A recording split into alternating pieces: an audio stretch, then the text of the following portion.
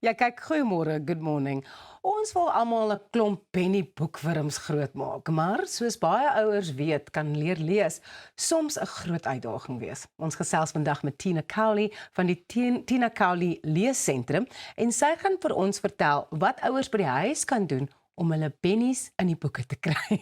Baie welkom, hartlike goeiemôre, good morning, Tina. Goeiemôre, dankie. As 'n liefde vir lees nie noodwendig natuurlik by 'n kind begin nie, hoe kan 'n mens dit dan begin kweek dat hulle lief raak vir lees? Jy moet onthou, ons hou van goed wat ons kan en ons hou nie van goed wat ons nie kan doen nie. Ek hou nie van naaldwerk nie, dit help nie, jy sit 10.000 naalde en gare op my skoot nie, ek gaan dit afstamp. So kan jy ook nie 'n kind met boeke belaai wat nie van lees hou nie. Hy hou nie van lees nie want hy besef hy het 'n probleem met die lees. Ja.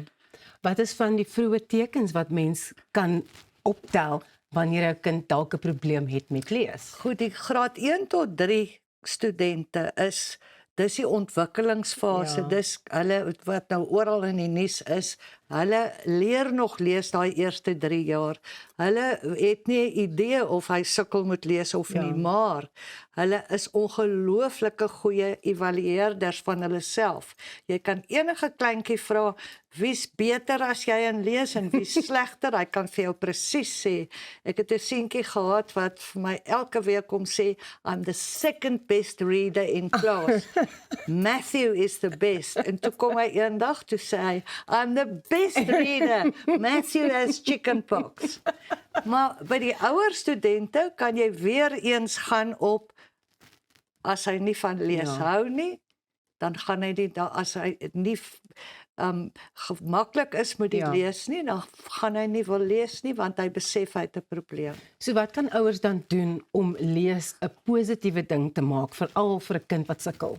Dis deesdae 'n onding, want hulle kry lees as huiswerk by die huis. En dan kry jy 'n punt vir voorbereide lees en onvoorbereide lees, en in my kop bestaan daar nie so iets nie. Jy kry nie voorbereide motorbestuur en onvoorbereide, of jy kan Dis 'n nie. baie goeie punt. So die ouers moet, wat ek vind by my ouers by ons sentrums, hulle moet die alfabet foneties ken, nie A B C D nie, A B K D. Ja.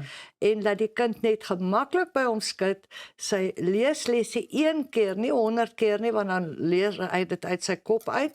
1 keer vir hom gemaklik deurlees, en by die puntjies waar hy nou vashak, kan hy dit foneties klank. Ja. K, A, T, kat. Ja. En ook die lettergrepe klap. En voilà, daar gaan hy. Hierdie gaan dalk soos 'n baie obvious vraag klink, maar hoekom is dit belangrik vir kinders om lees as 'n vaardigheid te bemeester?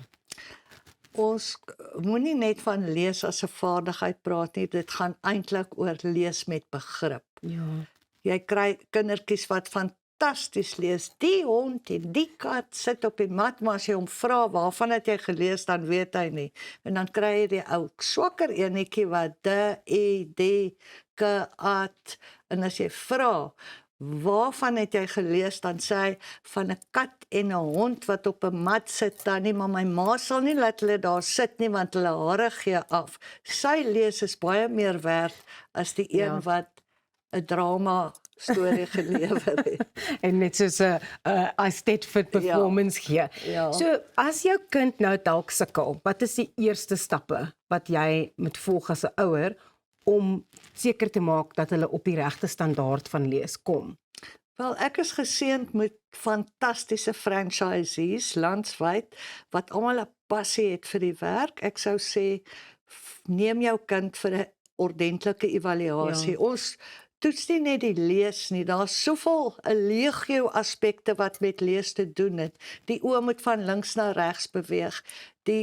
Ons kyk vir 'n kruisdominansie, die regterhand as die regterhand dominant is dit reg, hy wil van links na regs skuif, maar as die linker oog dominant is, dis 'n kruisdominansie, die linker oog kom interfereer, hy wil weer van die ander kant af werk, en dit is waar BD verwarring, hy lees 'n woord soos os as so, en ons toets ook nie net die lees nie, maar alles wat gepaard gaan, wat baie belangrik is die dominante oor. Ja. Van die linker dominante oor luister glad nie wat jy sê nie. Hy luister hoe jy dit sê. So as die juffrou bietjie skreeurig is, dan weet daai kind nie 'n ding wat in die klas aangaan nie, want die linker oor is dominant.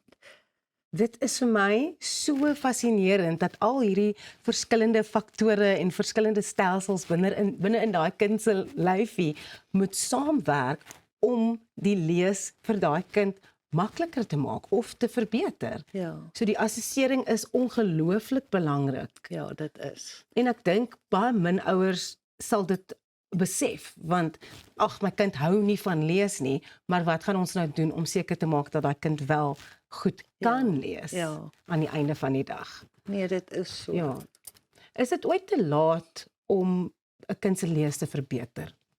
Nee, dit is nooit te laat nie. Weet jy, ons kry by die kleintjies in die grade, dan is sy lees 'n jaar agter. Ja. Dit kan tot 2 na 3 jaar vat om daai agterstand in te haal. Waar by ons hoërskool, ons kry, glo dit of nie, hoërskoolstudente wat op die vlak van 'n graad 2 en graad 3 kind lees. Ja. En 2-3 maande en hulle het dit ingehaal. Hoe ouer, hoe vinniger. So, Ja. dis nooit te laat nie. So dis nooit te laat nie, maar as 'n kind by hoërskool uitkom en die leesvlak is 'n graad 1 of 'n graad 2, wat is die nagevolge daarvan? Die skoolpunte, Ja. ons spog met tot 'n 40% verbetering in alle skoolvakke as gevolg van 'n verbeterde lees, maar lees met begrip. Ja. Ons het eintlik verlede week die gesprek gehad oor die feit dat ons lees in Suid-Afrika in terme van ons kinders is nogal redelik agter. So hierdie was vir my regtig baie insiggewende gesprek. Tina, baie dankie. Ons gaan al jou inligting op ons sosiale media plaas en ook natuurlik op die program en mense kan dan in kontak met jou tree. Goed, Baie dankie vir die kuier. Dankie, So lekker ek. om met jou te praat. Bly ingeskakel, jy is hier by Goeiemôre, Good Morning. Ons is nou weer terug. Arnold gesels sport, bietjie later gesels ek teater en Pieter musiek.